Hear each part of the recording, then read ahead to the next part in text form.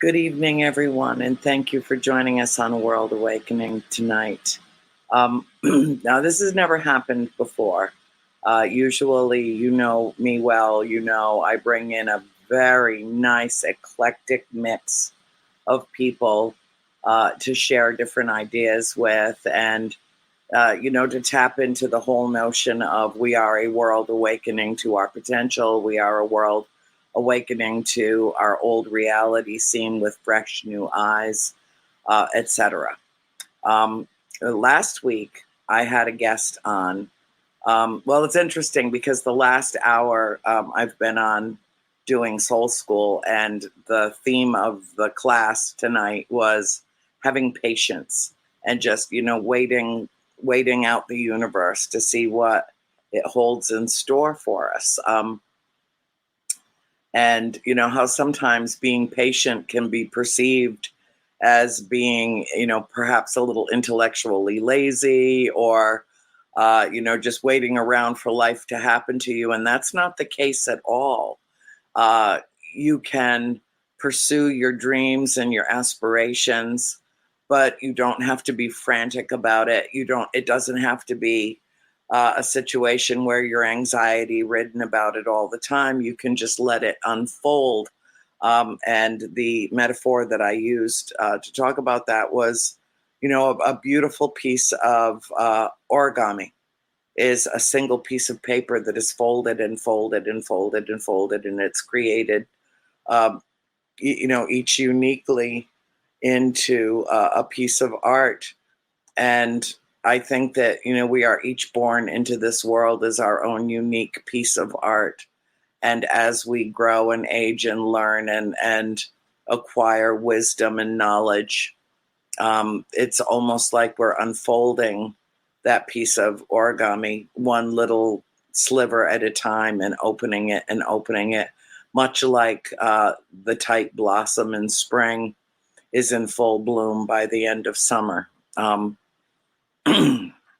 and so that's what I was referring to during the last show. And I think that a case in point is my guest tonight. I went to Kansas City a few weeks ago, and there was a knock at the door. We were all the speakers, the guest speakers, and everyone were gathered in a single suite, and we were having dinner together. And there was this, quiet, rather demure, genteel knock at the door, and uh, the promoter opened it, and there stood this man. And I don't remember if I said it to John Zaffis or I said it to Greta, but I turned to one of them and I said, "He's the reason I'm here. He is the reason I am in Kansas City." I had never seen him before. I knew nothing about him at all. Um, and yet there was an instant gravitational, magnetic pull. And I didn't even give the man a chance to sit down and settle before I blasted him with everything that I wanted him to know about what I was doing. And, I had no idea what his background was or why he was at this event or what he brought on a conscious level, but on an intuitive level, I absolutely did. And since then, I have introduced him to a number of other people, including a special guest that we're going to have hop in a little bit later tonight, Deb DeRoos, and I'll explain that to you later. But in the interest of saving time, Bill, if you would be so kind to bring there he is, this lovely, lovely man that I've had the privilege and the pleasure to meet and to get to know over these last few weeks, and who will be joining us at UFO Contact in Houghton Lake a little bit later in the month of September. Rupert, it is wonderful to have you back. I never have the same guest back to back, but the outpouring, and I mean outpouring, Jonathan is a case in point, um, of affection and curiosity and just I think so many of the people that are latched in I know, Shelley. I know. You should see Thank him up close, honey. Trust me. Um, it is it's amazing to me. I we normally we have very active chat rooms and that are all associated with the show. You can't see them and I can't see them. Bill will put up occasional comments and well wishes, but Candace, there's my sweet. Yes, all in one show, Candace. Yes. Uh, to bring you back on immediately. Hi, Laura. Hi, Laura. To bring you back on immediately is a Love it, Shirley. testament to who you are and what you represent and how you have unlocked the hearts and the minds and the souls of the people that you encounter. So welcome back to A World Awakening, one whole week after you made it. Thank you so much. It's wonderful to be back. And actually, I've been receiving messages since your show last week. A lot of people telling me how when they look at me, they feel like they know me. Yeah, And this is not a new thing.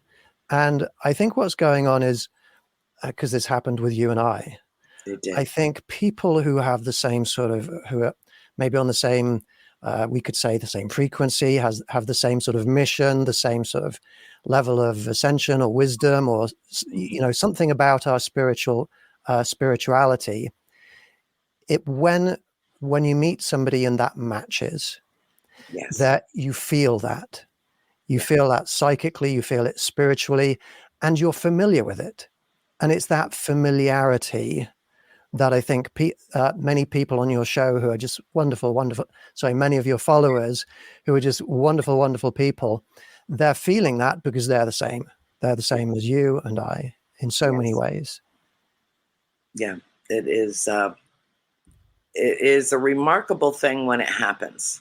And I remember when I was, younger in life, and I would very occasionally click with Yeah. somebody, like right away, and you just knew you were going to be friends, and it felt so comfortable, like putting on a pair of your warmest fuzzy slippers that are well broken in, and but it had only happened to me a few times in my life until about the last 15 years when I started coming out, as it were, in terms of my books and then the film and all of these other things that transpired from that.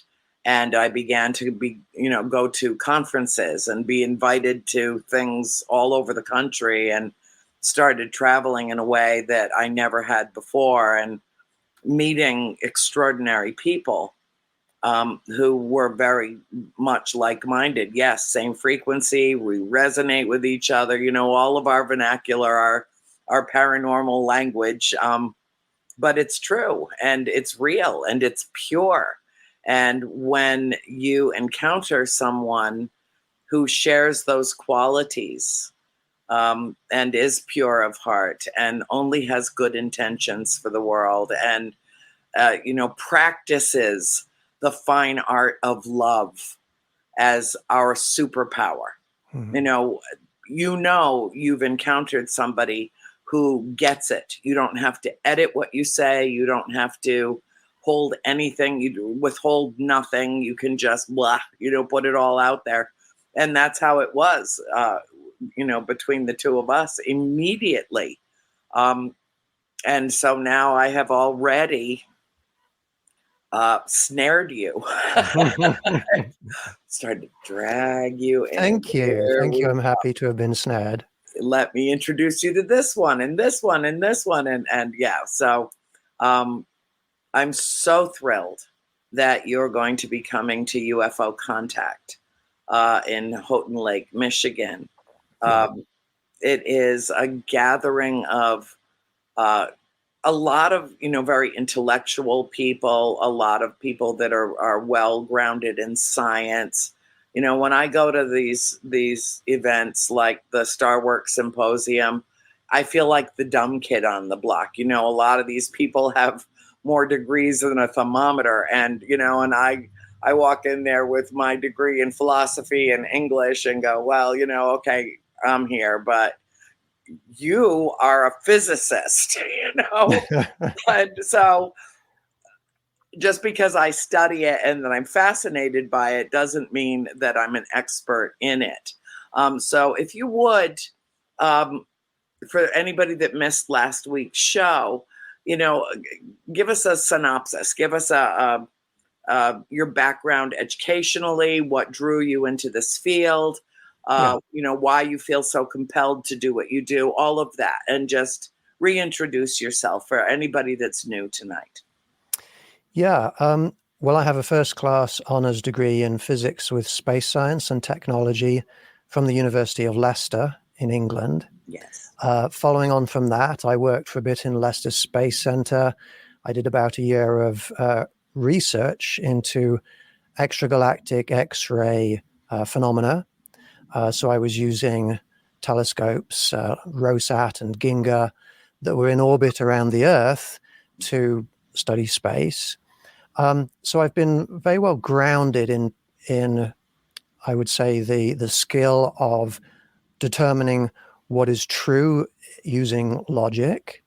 And I have applied that same process of making deductions to the realm of the paranormal, to the reality that science has not yet been able to explain. And so my whole life, I've researched everything from dowsing to crop circles, to aliens, to the Loch Ness Monster, healing, reincarnation. I looked at religions. I've looked at everything else that people claim is out there, but I've done that in a way, in a logical way, which has enabled me to really solidly work out, yes, that's true. Yes, when you die, your consciousness continues because it's just your biological body that's dying, and your spiritual brain has the same complexity as your biological brain, and therefore can house your consciousness into extra dimensional space after your biological body fails you. I've used that same logical process to work out a lot about the extra normal or the paranormal. But like you, and this is an area where I don't think you can go to university and get qualified in this, you have a beautiful heart, a beautiful soul. You're a loving being. You're so generous. It touches me. It makes me want to tear up how generous and kind and compassionate you are. How we affect others in our lives is so important. It's almost more important than understanding reality. None of us, when we finally, pass away, none of us are going to know all the facts, but all of us have the ability to have loved others. That's where you are highly qualified, and that's an aspect of our existence that I instill into everything I do. That's one of the reasons why I've been successful, and I think that's probably the reason why you have been successful in contacting these beings, forming relationships with these beings. Yes, absolutely true. Because we're vibrating on their frequency. Yeah. Because I'll say it. When I met you, I don't remember who I said it to, but I think it was Greta. Greta. I think you told me it was Greta. Yes, and I said to her, "He's not from here. He's not from here." And she just looked at me with those, big, beautiful green eyes of her, and she just kind of winked and she said, "I know. And I don't say that, to be hyperbolic. I don't say that to be provocative in any way. I've never, other than one man who you will meet, John Tenney, I've never said that about anybody else that I've ever met, ever. John first, and now you. And so I can't wait to put the two of you together and then just eavesdrop on the conversation. That's all that I want to do, is just listen in. And he's brilliant and beautiful, and he has just an extraordinary gift, not just intellectually, but in his ability to communicate. So I'm really thrilled to be able to introduce you um, at Houghton Lake.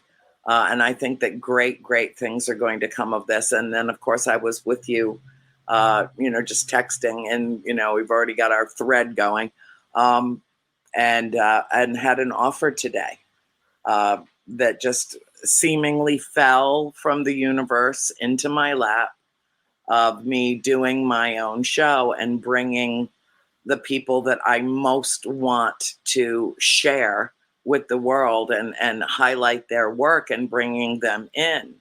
And you and John were the first two people off my lips when I was talking to my producer out in LA today, who called me seemingly out of the blue and said, okay, this is happening and this is in the pipeline and here comes this and here comes this.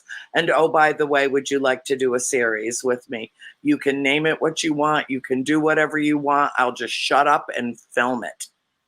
And, in the age of SAG-AFTRA and the big strike in Hollywood, and, all that we can do is be our authentic selves. There's no scripts involved with what I do. There never has been. It just comes organically from me. And I noticed the exact same thing with you. And we do the same thing. We just approach it slightly differently, but it really is the same thing. Yeah. And that's what I'm most interested in seeing, because when we are up in Houghton Lake, you will find that you spend very, very little time in 3D. You will definitely feel like you're having some kind of an out-of-body experience. And I don't know. I mean, I want to bring Deb in and to join us for a little bit, because I think there are ley lines involved with where we're going is. Houghton Lake is the largest inland lake in Michigan, in a state that is completely surrounded by the Great Lakes, of course. So it looks like a little dot on the map, but it's actually a pretty substantial lake. And want me to bring her in? Yes, actually, Bill, why don't you do that? We'll bring Deb in. Which I got to. Hi, Deb. Hi, Rupert. It's so nice to be here with the two of you and listening to you two. I'll tell you what, it warms my heart. It's beautiful when you see the frequencies and vibrations and energies match. And that's what you guys were talking about earlier. It's absolutely beautiful. It truly is. Deb, let me ask you now, I don't mean to put you on the spot, but last week, when I had Rupert on, I said, there's, when I first looked at him, I didn't see his aura. I saw a corona.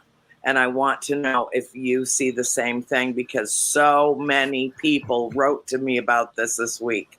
So many were like, oh, yes, that's it. You're right. He's really not from here. He might not even know it yet. I think he knows it. Do you know it, Rupert? I know that that I'm not going to be from here, and that might sound like a very strange answer, No, but not at all. My future is not from here. I'm being altered. I'm being transformed, and I'm in contact with beings in the future already, where I am, helping to guide us in that direction. Yes, so I'm not going to be from here. Oh. Andrea, you were right on. Yes, I know. Right on. Yes. I know. Well, I've had an experience myself, of course, with Brian Danhausen, who is a good friend, to both of us. Mm-hmm. And I hope he'll be at Contact, so I can introduce. He's an energy painter. And I'll just keep this brief, but I had I've over the last 6 to 8 years, I've been approached about a half a dozen times from people all over the world who have reached out to me to tell me um, that, and none of these people know each other. They know me, but they don't know each other. But have reached out to me, including one of my great nephew, when he was 11 years old, came to me and told me about this experience that he had and described this being that came to visit him, and the same exact story that I got from everybody else. And she was very tall and slender, unlike myself. I've got a little meat on the bones, but she was very tall and slender and wild hair, just wild, wild hair, and big, olive shaped eyes, almond shaped eyes. And she spoke to each one of them and said, tell Andrea that I'm proud of her, that she's doing a good job, that yes, this is the agreement, this is the arrangement, this is how it's supposed to be, and tell her that I love her, but that I cannot visit her because I am her in an alternate dimension. And the first time I heard that from someone, it was a man in Rhode Island who called me out of the blue and said this being came to him while he was in bed and leaned over and told him all of this, and then just melted down into the floor. And he was totally freaked out. And I just dropped the phone because he said the name Hoodell. And I had never consciously heard that name verbalized before, but I knew that name in my soul, in the to the very core of my being. I knew that name, and I had never heard it spoken aloud before. And I dropped the phone. And then over the few years that followed, she made a number of different visits.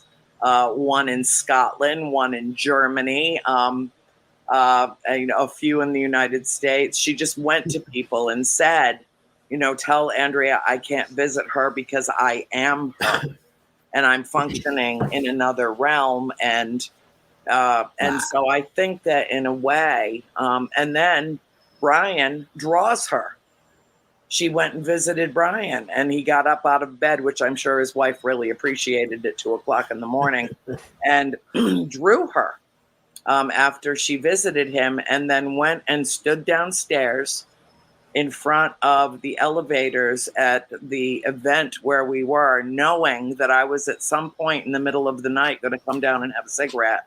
And he just stood there with a wet painting drying in his hands, waiting for the doors to open for me to walk out. And there I did. And there was Brian holding this magnificent painting that is now framed in my room.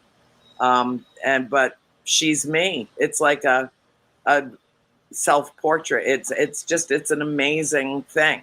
So when Rupert talks about having this connection with someone or others from the future, having an impact on what's happening in your life now, I totally get it, because I think that what is happening to me is maybe in a slightly different way happening to you. Now, let me ask you this, Rupert, and Deb, feel free to hop in and, ask anything, because he will answer it. Excuse me. When did you start to realize that you were being fundamentally altered? When did you start to feel that you were making contact in a conscious way? And do you feel like one person individual, one being individually? I see you as a light worker. I see you as of the Pleiadians. But do you feel like you have a contact, as it were, with the being who is helping to guide you? Yeah, things really accelerated in my experiences, my connections with beings. About 3 years ago, I was hosting an online alien contact event, and we had seen in various documentaries that maybe there are healing aliens out there. Mhm. And so we astrally projected to try to locate a healing being. And in that session, several people all saw the same being, all saw the same unusual characteristics of the same being, like it was holding babies or children. They all, when I asked, what is your name? They all heard the name, or it's not it's not English, so it was hard for people to hear, but it sounded the same to people, and they almost pronounced this name the same way. The being is called Tuk Tuk, and I have built up a relationship with this being, and we have visited her many times, and we've since learned so much about her. She is healed, either fully or partially, many hundreds of people in my sessions, and we've got verified proof of that. So that was when it really started. But as you know, I love everybody. I extend my love to everybody. And I've reached out to many different species. And there was one time in Las Vegas, when I visited Las Vegas, I hosted an event called Reptilians Invited, because people were telling me reptilians are not so good. I'd not had any experiences with them, but I know some friends in Vegas who have had good experiences with reptilians. So I went to Vegas knowing that they were there and invited them to come to a meeting where we would not reveal their identity, not expose them in any way, just wanted to get to know them. And at that meeting, we actually didn't connect with any in a knowing way. But the next CE5 event that I hosted, I suddenly felt, as I was calling in beings, I suddenly felt somebody touching my forehead. And my eyebrow started to twitch. The muscles in my eyebrow started to twitch, and I knew somebody was there. And I turned to the people around me and I said, does anybody see anything? And one person immediately said, yes, there's a being standing right next to you. It's touching your forehead. And they said, now, we think it's reptilian. And I said, that's interesting, because we reached out to reptilians in friendship just about a week or two ago. And they could hear what the reptilian was saying. And the reptilians said, yes, we know. That's why we're here. We're here to protect you, to support what you're doing, because we like what you're doing. And since then, I've made personal connections with many beings. We know Arcturians by name, the same Arcturians that we know the names of. I've got people in Australia contacting me saying, hey, this Arcturian called Sashki said I should contact you. And I was like, oh, really? I know Sashki. Don't you love when that happens? I do. It's fantastic. This is happening all the time. We now have beings coming to us. They're new species. We don't know who they are. They're coming to us and asking for our help.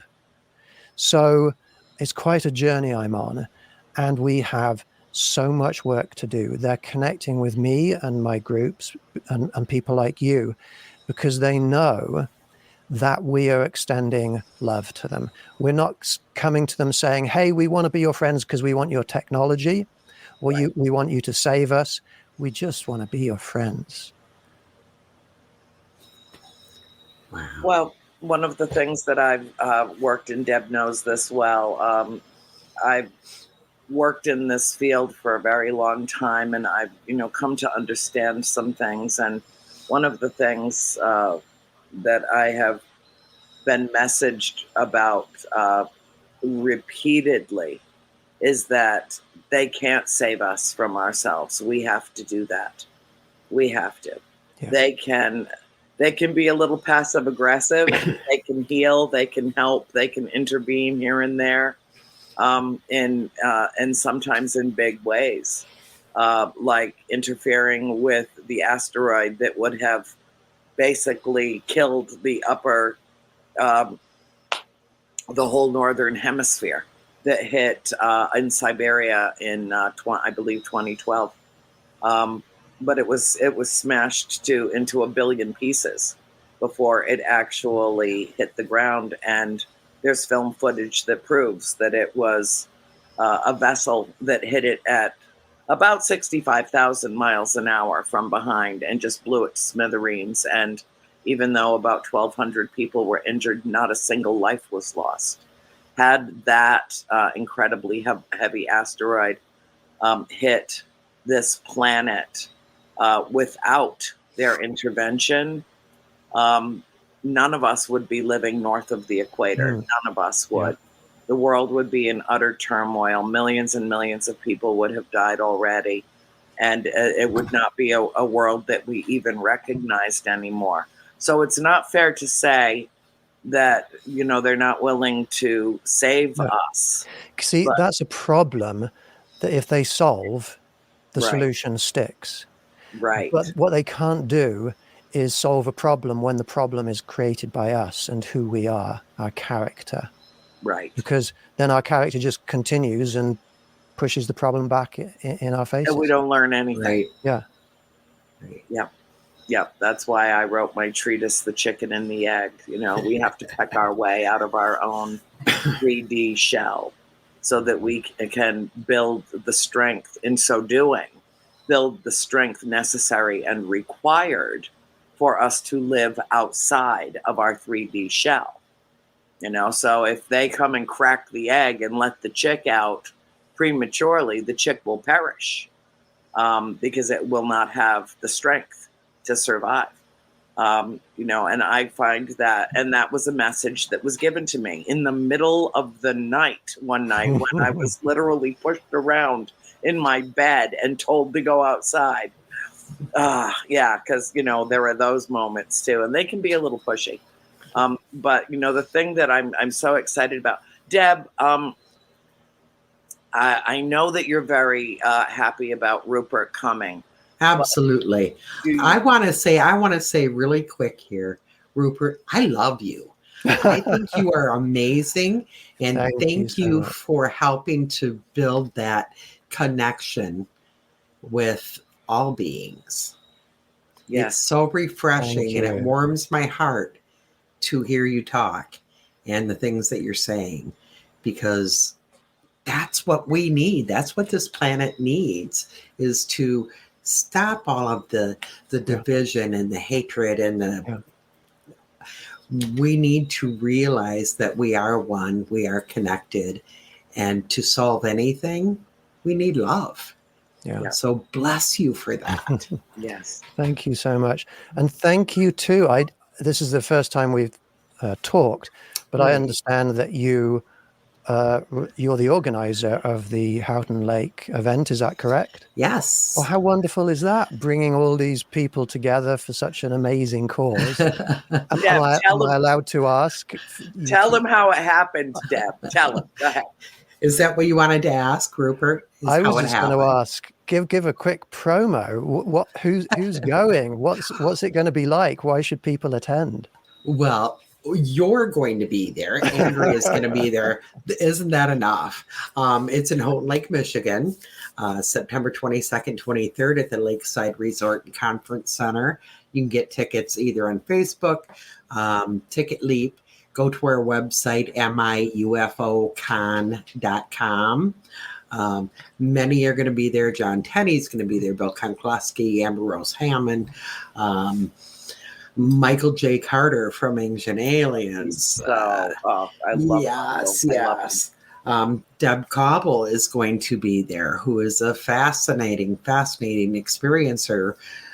She's a generational experiencer.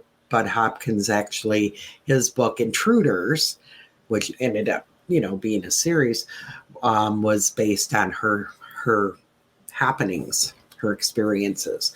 So, we have some great people that are going to be there. It's a very loving event. It's not an event where you come and it's all science and getting a download right now. Right. Are you? I love it. Right now. So it's a great event, and I'm, not patting myself on the back, because honestly, I did not come up with this event, Rupert. I had Missing Time in 2016, and they downloaded me with all of this information, and I was sitting at the table, probably 4 months later with my husband, and we were both tired. It had been a long, we do a lot of events and things like that. It had been a long year. And he said, boy, I'm really glad the season's over. We can finally rest. And I turned and looked at him and I said, but we're putting on a UFO con. And I was as shocked as he was. That was not a thought in my head. So I knew where it came from. Mhm. And I knew exactly who to contact. That wasn't me. I can't take credit for it. Yes, I do the legwork, and there's a lot of it. But it didn't, they created it. And it's a very different event. Like I said, it's very loving, uniting. We all learn. We all get sad at the end of it because we have to part. But it's very unique and very different. And I'm thrilled that Andrea found you and is bringing you. Now, she told me all these wonderful things about you. And I know Andrea well enough to know that she always sees the best in people because she's a beautiful soul. And I'm a little less trusting. So I kept thinking, no, we'll see. We'll see. But now I see she was absolutely right. Absolutely right. I'm so thrilled that you're going to be there and we all get to meet you. And it's meant to be. I can feel that. As soon as I saw your face, I knew it was here. I knew it was meant to be. So. Well, thank you so much. That's wonderful. I'm excited. This is going to be fun. And everybody who's watching here, I hope you come down to Houghton, I don't know. Houghton Lake. Houghton Lake to support everything that's going on. And I'll be roaming around. If anybody sees me, feel free to walk up and say hello. Right. Yes, he's the tall one, right? Yeah, he does stick out like a sore thumb. That's absolutely true. He towers above everybody in the crowd. Hard to miss. But yeah, it is my intention. Even though I already sent you what I'm going to be talking about and everything, but we really are on, we're really on the same path. And I want to bring Rupert up and officially introduce him during my lecture. Absolutely. And share the stage with him because it's my privilege and my pleasure to do so. And the thing that's so wonderful about this event is that you can it's not so incredibly crowded. Right. That you don't get to spend good quality time with people and get to actually know these people and have bona fide conversations, not just passing in the hallway, hi, how are you? Sign an autograph for me. It's not like that. It really is like a family reunion every year. And the first year, once the seed was planted in Deb's consciousness, and I didn't know anything about this. She called me out of the blue and said, if I can get Tenny, will you come do my UFO con in Houghton Lake? And I laughed. I'm like, okay, Tenny is a nice bonus. But I'd come regardless. But, still, if you can get him, So she called him up and she said, if I can get Annie, will you come and do the UFO con in Houghton Lake? And he's like, yeah, sure. And so, we've been the polar constants of this event ever since it launched in 2016, 2017. What was 2017? 2017, yeah. I got the information in 2016 and started it in 2017. Yes. So. Yeah, and we did have to. We lost 1 year because of COVID. Right. But managed to pull it all back together, with proper precautions in year 2 of COVID. And we did well. I don't think anybody dropped dead. A few of us got what we call con crud, but that's when you're slobbering all over everybody and, it's hugs and kisses and there's, people waiting at the door for you to arrive. You can't help it. There's no such thing as physical distancing from these people. And it's got an entirely different feeling. I've done other events that have been built around UFOs, Rupert, but this is different. And you'll see that the longer you're in the States and the more you travel around. As a prognosticator, I predict that this is going to be one of the best experiences of your life. Wow. I'm sure it will be. I'm excited. I hope we don't fail you. That's not really possible. setting us up here, Annie. No, it's not possible.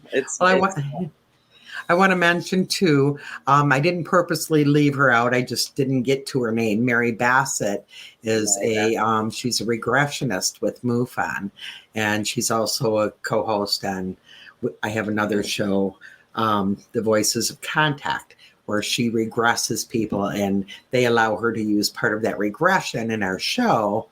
And then we comment on it. But she will be there speaking and doing a live regression again this year. That's wonderful. Yeah. Well, because Rupert, how long have you been in the United States now, honey? About 20 years on and off. I've traveled around a bit, but about 20 years, yeah. Okay.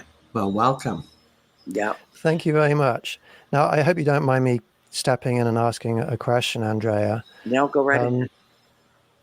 So we know, and it could be that Deb is in a similar situation. You've both talked about missing time.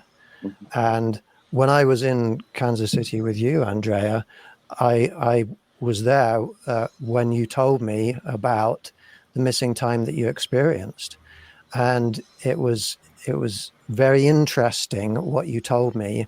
I know you've mentioned that you smoke already on this show, so I will say, is it okay if I say what happened? Yes, go right ahead. You told me that you, after going outside for your early morning cigarette, you came to about an hour and a half later, and people were wondering where you were, and you had 2 cigarettes in your hands. Yeah, both. And that's interesting, because you can use logic to think about, well, what's going on there? Yeah. And basically, when they take for their own protection, when they take away memory and put you back where you were, they replay those last few seconds of what you did before you were taken. And so that's why you had 2, because you lit one and then you lit the other one afterwards. But with people who do experience missing time, one thing that I have done in the past is give them a message to give to the beings, so that next time they're taken, then the beings will be able to access whatever that message is. So I'm curious to know, what message would you give them if you could, next time that happens? What message would I give them? The same thing that I say to them every morning. I love you for sentimental reasons. Thank you for coming. And I start every day that way. I take my little dinky dog out and I sit on the deck and I look into the northern sky, which is where my vessels are. They're always there. And I get my few good morning flashes, and I just blow them cosmic kisses and tell them, thank you for coming. I can't think of anything more important. They brought higher love into my life. And, Deb is familiar with me using that phrase. It is cosmic love. It's not like love that we feel, even for the people we love the most on earth. It's at a different level. Yeah. It's at a higher level. And so I blow them cosmic kisses.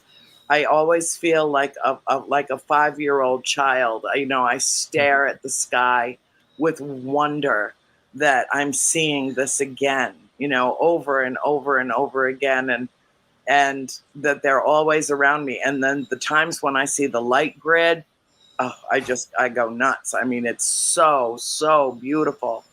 And that's the message that I would always want them to have. and that I could beam out into the universe. I love you. I higher love you. I thank you for coming, and peace be with you. Peace be with you. And that's the message that I shoot out all over the world with everyone that I meet, because I don't know how to be anything other than true to my own nature, to my own character, to myself, to who I was born to be, and the message that I was destined to put out into the world. And I'm not saying I've not been hurt. I have been taken advantage of. I have been lied about. I have been threatened. I have been through some really remarkably ugly scenarios in my life, deeply wounded by other people. But I never feel any need to retaliate. I don't have a vindictive bone in my body. I just turn and walk away and mourn the loss of what could have been, had they, a conscience or empathy, or had developed any kind of character in the time that they've been on the earth. And there are a lot of people that masquerade as something that they are not. I have learned as I've gotten older to be able to selectively feel that vibration, because you can't hide your aura and you can't hide your vibration. And so that's when I saw you, I was like, oh, there he is. There he is. I wish everybody could see people's auras and vibrations. It would make it so much easier. Right. Yes. Right. It would be. But, I'm of the belief, I don't know if you guys are, so I'm going to put it out there, that even people that vibrate on different levels, they still know their own. The way when you two met, you knew, okay, yes. We're the same vibration. We're the same frequency. I think we know when we meet other vibrations, okay, I have to protect myself. Oh, that energy. Oh, yes. Right. Oh, no. Right. Okay. But they know one another as well.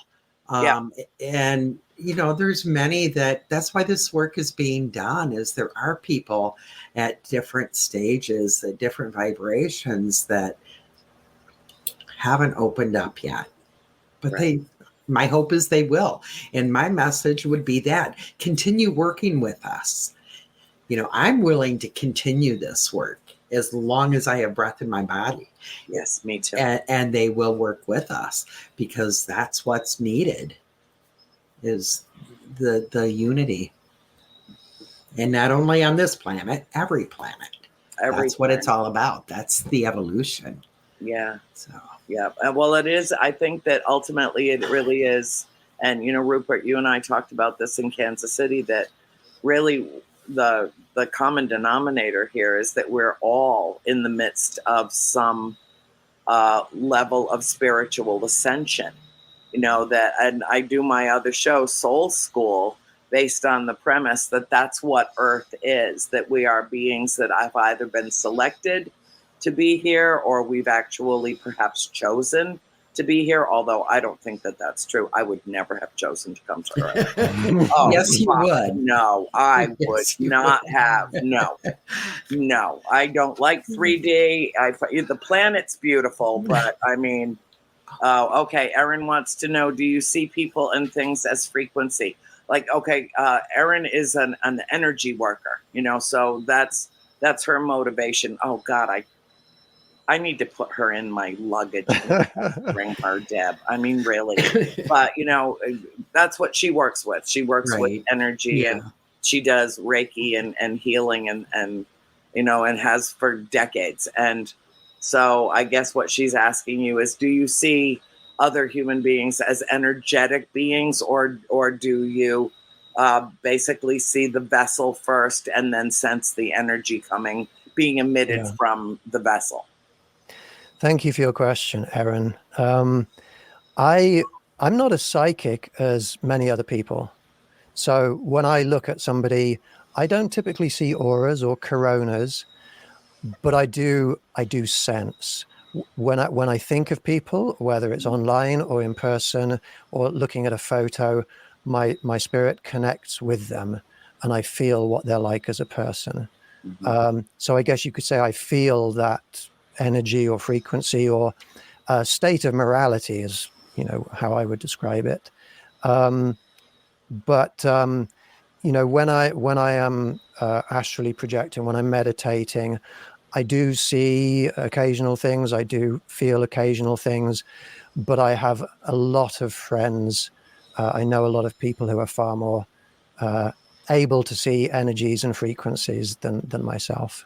Mm-hmm.